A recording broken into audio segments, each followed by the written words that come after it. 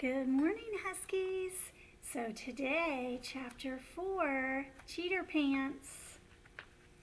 Dear First Grade Journal, right now it is recess. I am not playing on the playground. Instead, I am sitting at my desk and I'm waiting to get yelled at. I wish I could disappear into thin air. If I could disappear, I would run outside and I would find May and I would clunk her on the head. I wish I didn't even sit next to that girl, 'cause people should never leave their homework on their desk for other people to borrow.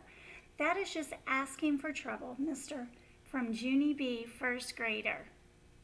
Mr. Scary was writing at his desk. He looked up and called my name.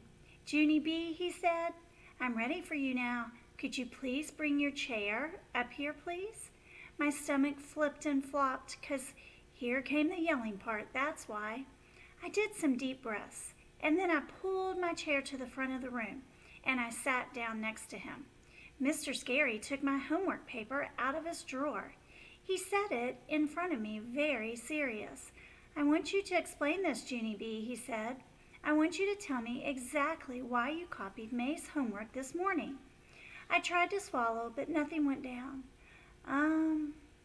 Well, let's see. The reason I copied was, and I tapped my chin. Then all of a sudden, I thought about it. Daddy, I said, it was my daddy's fault. My teacher looked surprised at that answer. Your daddy? He said. Your daddy told you to copy May's homework? Yes, I said. No. Last night I wanted to stay up late to do my homework, but Daddy turned out my light, and so he is the reason I had to come to school without it. I'm going to pause right there because it sounds like to me Junie B. didn't put things first, did she? She should have come home from school, got her homework done, and not waited till the last minute, right? You guys don't do that, do you? All right, let's see what happens. Oh, I see, said my teacher. Your daddy wouldn't let you stay up late, so that's what forced you to copy May's paper.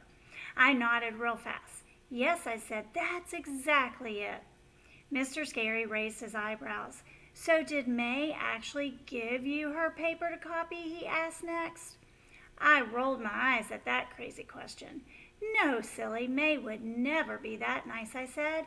It's just that this morning she kept on bragging about how her homework is always an A+, and then she left the paper on top of her desk when she went to the office, and that is just asking for trouble, mister. Mr. Scary leaned back in his chair. Oh, he said, so when May left for the office, you saw her paper and you just decided to borrow it, I said. I decided to borrow it to copy. My teacher did a frown. Borrow, he said. No, Junie B., I'm sorry, but borrow is not the right word here at all. When you copy someone else's paper, that's called cheating. My eyes got big and shocked at that word, 'cause what was he even talking about? No, Mr. Scary, no, I didn't cheat. I didn't, I said. Cheating is when you steal the answers off someone's test. But homework isn't a test. Homework doesn't even count, hardly. Oh, but homework does count, Junie B., he said. Right back. Cheating is not just about stealing test answers. Cheating is any time you take someone else's work and you present it as your own. He looked at me. When you cheated this morning, you broke my trust in you, Junie B., he said. We have a rule about this in room 1.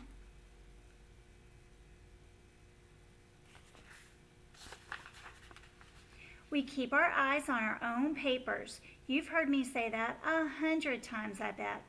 I felt surprised at that information. That's a rule, I said. No kidding?